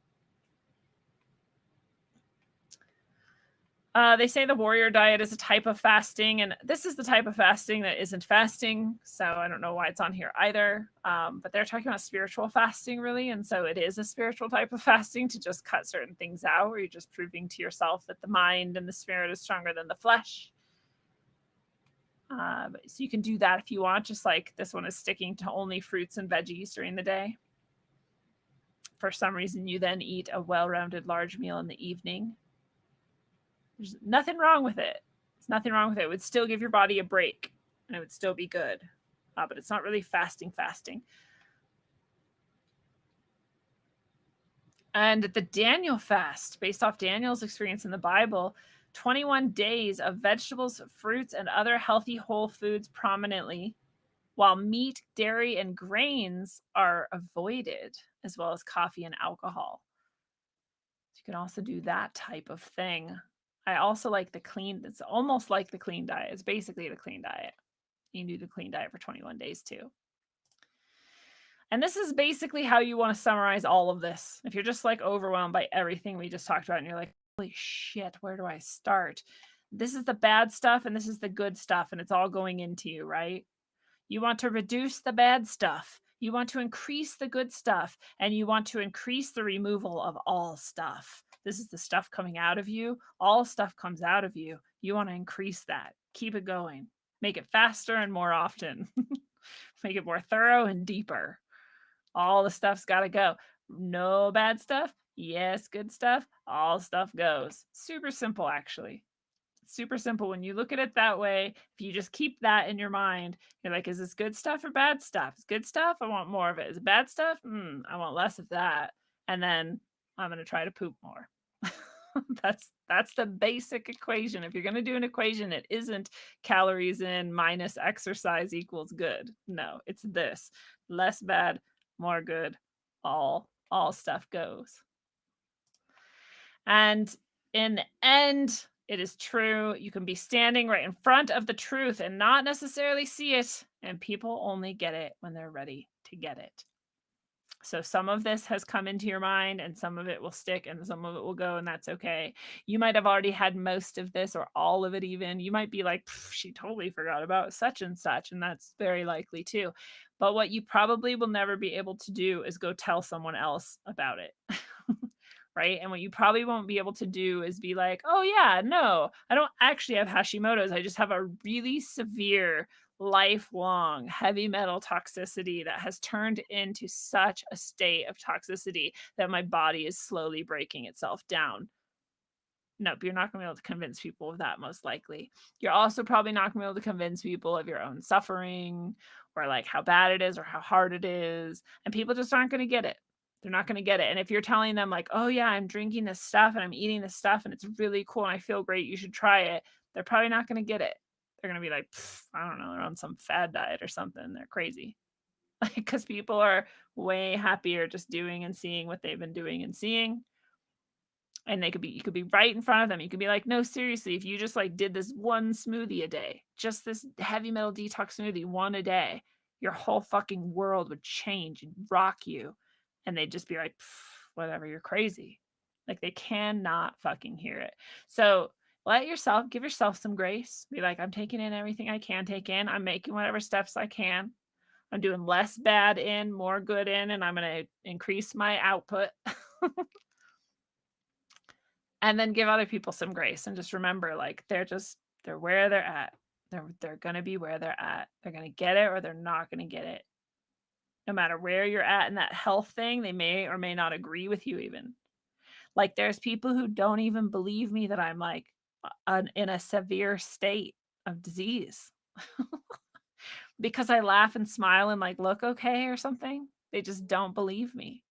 And I can't do anything about that. I cannot fucking do anything about that. And neither can you. When you start to really take assessment of yourself, if you've been sitting here this whole time going, damn, I'm actually like way less healthy than I thought, and I like maybe want to get serious about getting healthier. I literally just lost my train of thought, so it's definitely time to end this show. But something good, I'm sure. You're all like, oh, don't worry, we already fucking knew what you meant. Oh my god, and now I lost my thing. Oh, here it is. Yeah. So that's that. Yeah, it's been awesome actually to have all of you here tonight on the free side of things over on YouTube. I'm sorry that I couldn't pay as much attention to you because of my own disabilities and failures as a human. No. But seriously, I do love you. And if you want to be here every Thursday, we don't normally do this much content, like this many facts and day, and it's much more spiritual than this. Middle Path is often deep spiritual knowledge, old ancient texts, practices. We didn't even do a practice today. It's very rare. We usually do a practice together. So if you like that sort of stuff, then come join on Rockfin or on Apple Podcasts and get access to the exclusive Middle Path, as well as other content like tarot readings and more that is only available to you if you are over there. But otherwise, it's been nice to have you this Thursday. I'm actually going to do the Sunday episode that I missed with Sophia Small Storm tomorrow. And so my plan is to just release it tomorrow or Saturday, just because we missed an episode. And so we may as well get that since we're going to have it done anyway. And then on Sunday, we also get to meet Karen. I'm not even going to try to remember her last name, but she's cool. You'll like her.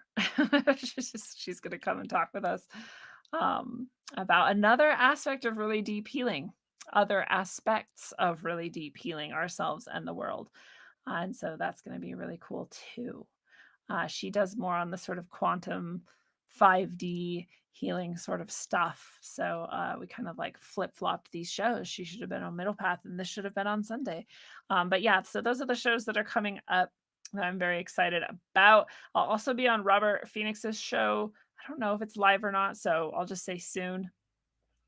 And yeah, I continue to get better. I will continue to get better. Oh, one more really weird symptom I had. My left arm just like was going numb.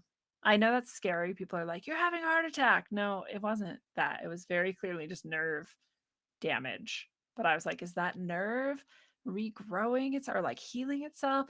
It's supposed to be impossible, but I know it's not because I've regrown a nerve in my root canal tooth 4 times.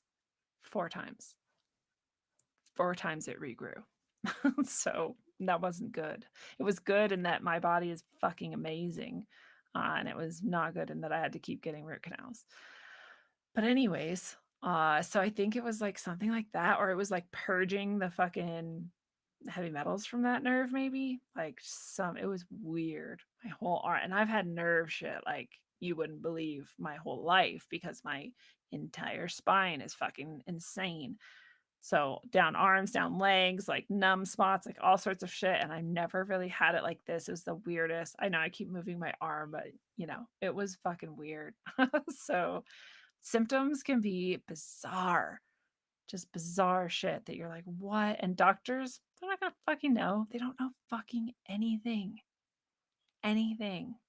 How many times have you gone to the doctor and been like, this and this and this? And they're like, I mean, it could be this, like try a pill. And you're like, why is that an appropriate reaction? How is that? You're a doctor. It's like, I don't get it. But they're not fucking trained to know. They're trained to give you a prescription. That's it. They don't fucking care. So you have to be your own best doctor, obviously. You have to be your own best detective and find out what is going on with you. You can use functional medicine. You can find doctors that are actually good. You can find clinics and naturopaths and all kinds of people that will support you. And I'm all for that. Me personally, I'm like done with all of that because those people have either traditionally been like way too expensive, or as soon as I find them, like something just like, I don't know, pulls me away from them. So I'm like, you know what? I just realized that this equation is the best way to do it, that getting rid of heavy metals is going to solve every single possible health thing you have. If for no other reason, then it gets all that toxic load out of the way so that your body can do what it was made to do, which is heal itself, because it loves you. It loves you enough to do that for you. And you love yourself enough to let it, just give it the chance. So we don't need doctors to do that. We need doctors for things like blunt force trauma and like sudden like impalement. And that's what we need doctors for, and not for really anything else. Be your own best detective. Yes, that is the quote of the night.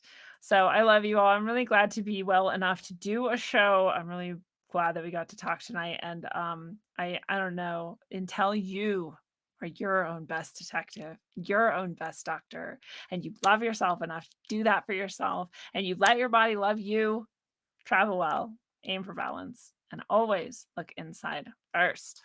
Mwah.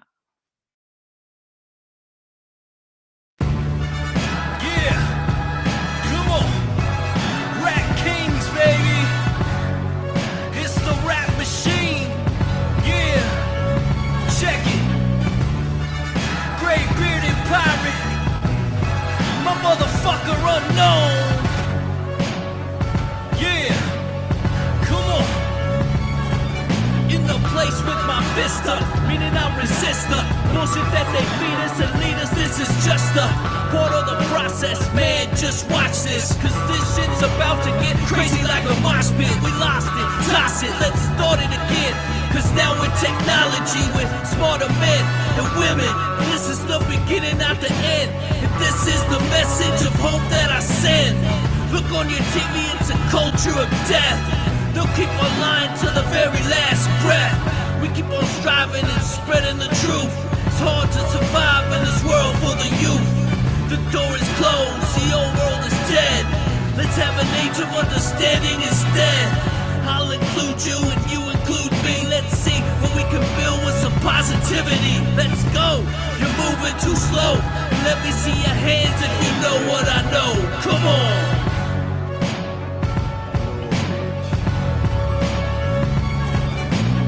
Rap like Mummy, ain't no dummy in my rhyming. Started flowing freestyling, now they rhyming loud silence. On with the violence, bodies piling with the gray-bearded pirate. On your TV in 4K 3D virtual reality. Casualty of urban warfare. I know but I'm not scared, just prepared and aware. Shining my light through the tunnel of hope. Into the rope, but I'ma give it one more pull. Till the family is full. Take the bull by the horns and lead it to the slaughter. That would be harder and you would be softer. Sometimes I'm a monster, and you forever imposter. which is champagne and lobster. This royalty, the way it was supposed to be. Hopefully the new door opens and the old one closes, with way more focus and growth to mold us, and the truth that they should have told us.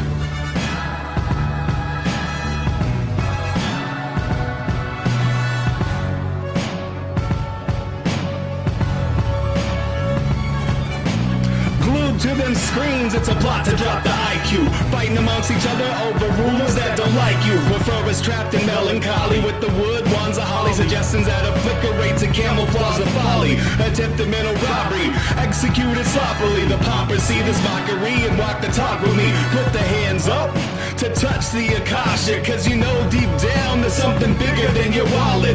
Everyone got a gift, everyone got a light. They want you to forget that ish, cause they can't dim the bright. The positive vibration takes you past the sign shackles, from the sewers and the alleys in the moving castles. Who these assholes really serving with an exposed Achilles surgeon around the corner lurking to prove Ascension Trump's perversion? Learn them to catch fish and unplug the signal. Show them the simpletons now build the fucking temples.